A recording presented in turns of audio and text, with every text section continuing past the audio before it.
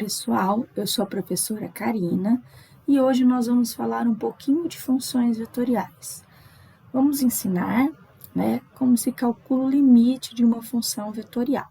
Então, o que seria uma função vetorial, a princípio? Uma função vetorial é uma função que, em vez de ser uma funçãozinha comum, uma função escalar, ela tem um formato de um vetor. O que é isso, quando a gente fala em vetor? Vetor, ele tem módulo, direção e sentido, tá? Então, uma função vetorial, a hora que a gente for falar analiticamente, para a gente poder fazer as continhas, ela vai ser uma função, que a gente vai chamar de R de t, Z de t, enfim, o nome de t aí, e a gente vai ter as suas componentes na direção I, na direção J e na direção K. Isso se a gente estiver falando no R3, tá? Agora, se nós estivermos falando no R2, nós vamos ter só duas componentes. Então, hoje eu vou ensinar vocês a calcular o limite de uma função vetorial. Então, aqui, ó, limite de uma função vetorial. Da mesma maneira que nós calculamos, o limite de uma função, a gente vai calcular o limite de uma função vetorial. Então, dado uma função vetorial, R de t, x de t na direção I, onde x de t é uma função que vai ser dada para vocês, y de t na direção J e z de t na direção K. Se quisermos determinar o limite dessa função, R de t, basta calcular o limite das suas funções componente a componente. Então, eu vou calcular separadamente na direção I, na direção J e na direção K. Então, vamos lá.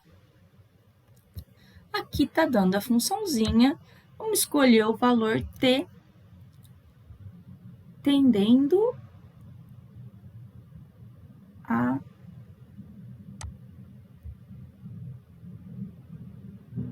zero, por exemplo. Quando t tende a zero.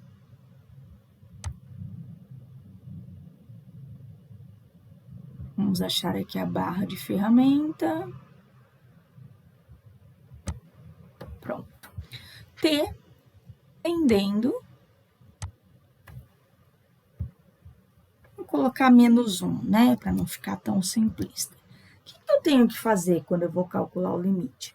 Quando eu vou calcular o limite, basta eu substituir o valor desse t, para onde ele está tendendo, na própria função, tá?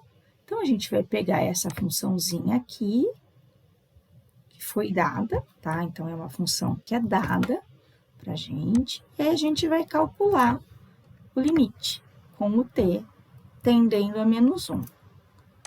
Como eu faço isso? No lugar do t, eu vou lá e coloco menos 1. Por que no lugar do t? Porque o t, que é a minha variável, ou seja, a minha letrinha, e vou lá e calculo no valor escolhido, para onde ele está tendendo. Menos 1.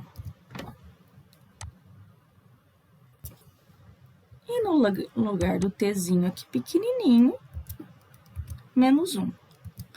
Aí a gente faz o cálculo normal, tá? Então, aqui, eu tenho que a minha R de t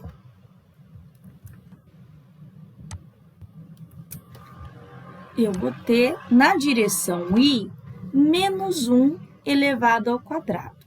Todo número negativo elevado ao quadrado fica um número positivo. Então, menos 1 vezes menos 1, porque elevado ao quadrado é menos 1. Então, vai ficar 1 na direção I. Então, o que muda é isso. Ela vai estar componente a componente, tá? Mas, Aqui, ó, na direção J, menos 1 com menos 1 dá menos 2, né? Então, devo 1, devo mais 1, fico devendo menos 2 na direção J.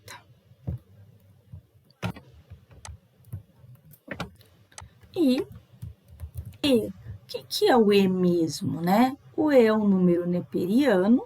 Se a gente quiser, a gente pode jogar na calculadora e calcular esse valor, mas dentro de cálculo não há necessidade da gente fazer isso, tá?